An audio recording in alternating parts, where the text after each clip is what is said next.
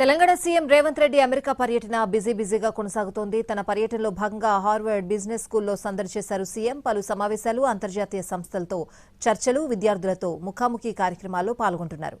ముఖ్యంగా Harvard business స్కూల్లో భారతీయ విద్యార్థులతో భేటీ అయ్యారు.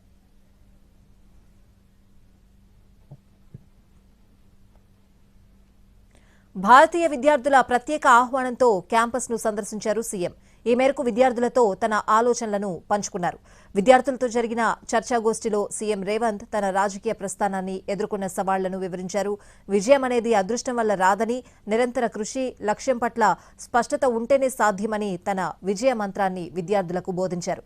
కెరియర్ ప్రారంభంలో ఎదురయ్యే ఒడిదుడుకులను ఎలా అధిగమించాలో విద్యార్థులకు దిశానిర్దేశం చేశారు రేవంత్.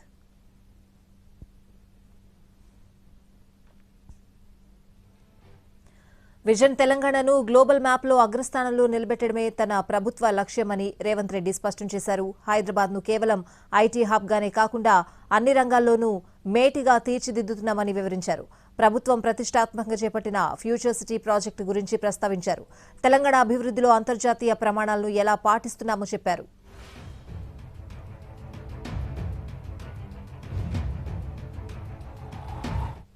హార్వర్డ్ వంటి ప్రతిష్టాత్మక సంస్థల్లో చదువుతున్న విద్యార్థులు అంతర్జాతీయ వేదికలపై హైదరాబాద్, తెలంగాణకు బ్రాండ్ అంబాసిడర్లుగా వ్యవహరించాలని సీఎం పిలుపునిచ్చారు. రాష్ట్రంలో ఉన్న అద్భుతమైన అవకాశాల గురించి ప్రపంచానికి చాటి చెప్పాలని కోరారు.